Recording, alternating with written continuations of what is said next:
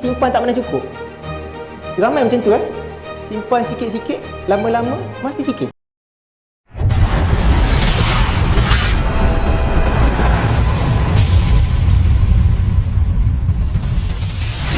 Ini saya kena cepat Keistimewaan emas sebagai simpanan. Okey, emas boleh jadikan pelaburan dan emas boleh dijadikan simpanan. Okey, ini saya cakap tentang simpanan dulu. Apa keistimewaan? Emas ialah aset yang mudah dicairkan. Bagi saya, emas adalah tunai. Siapa yang ada emas yang banyak, dia tak perlu buat personal loan. Sebab dia boleh dapat, dia boleh pajak emas tu dan boleh dapat loan arah tu. Tak payah buat pergi bank personal loan, tak payah. Okey. Bila-bila je emas kalau nak pakai duit, kita boleh pergi arah tu, gadai, dapatkan cash on the spot. Atau menjual, boleh dapat duit on the spot.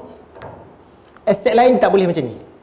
Sebab tu bagi saya setengah-setengah orang yang susah simpan dana kecemasan Setiap kita mesti ada dana kecemasan at least 3 hingga 6 bulan pendapatan. Tapi simpan tak pernah cukup. Ramai macam tu Simpan sikit-sikit, lama-lama masih sikit. Betul, simpan sikit-sikit, lama-lama masih sikit. Sebab simpan sikit-sikit, sekali keluar banyak.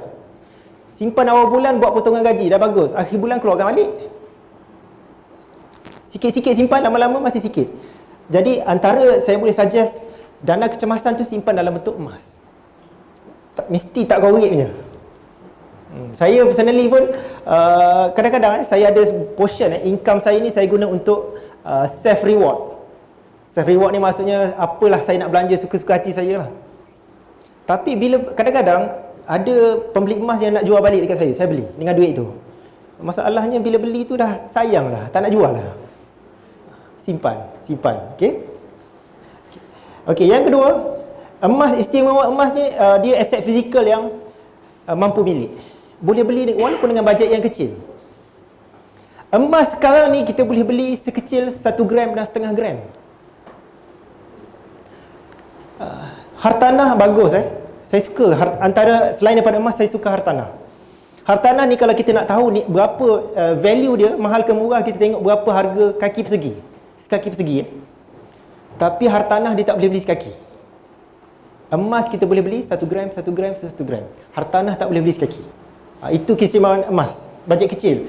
Student pun boleh start simpan emas. Okey, emas, keistimewaan lagi, emas kekayaan tu di tangan kita. Saya sebut sebelum ni, kekayaan nilai emas terletak pada berat dan ketulinan. Nilai duit terletak pada jaminan kerajaan, bukan terletak pada kertas. Pada bila masa nilai ni boleh hilang, boleh jadi zero. Saya dah tunjuk beberapa contoh tadi Okey. Ini antara sebab kenapa saya simpan emas.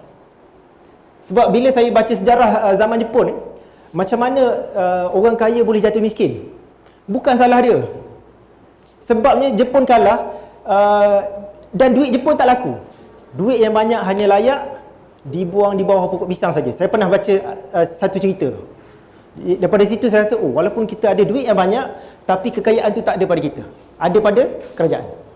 Okey? Emas, kekayaan tu memang pada kita. Berlakulah tonggang terbalik kepada ekonomi atau politik, kekayaan tu kekal pada kita. Selagi emas tu ada pada kita. Kalau kena curi, emas tu beralih ke tangan orang lain. Okey?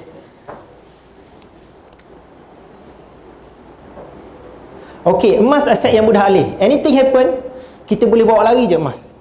Aset fizikal yang mobile. Apa-apa berlaku, boleh terus bawa lagi. Okey, yang terakhir sekali keistimewaan emas. Emas satu-satunya aset kewangan yang tiada dalam sistem kewangan.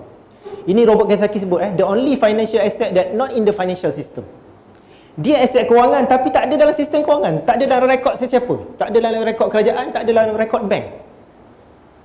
Hanya kita saja yang tahu berapa banyak emas yang kita ada. Kecuali kita bagi tahu lah. Contoh pengalaman saya, dah ramai orang yang beli emas dengan saya ni ialah orang yang bankrupt. Orang bankrupt tak boleh simpan duit dalam akaun bank, tak boleh ada hartanah dan tak boleh ada harta yang lain kecuali emas. Emas simpan banyak, kerajaan tak boleh freeze. Simpan aset lain, kerajaan boleh freeze. Okey? Siapa yang kena isytihar harta? Kaki tangan kerajaan yang kena isytihar harta, semua harta lain dia kena isytihar kecuali emas. Emas kalau tak isytihar pun orang tak boleh check. Okey?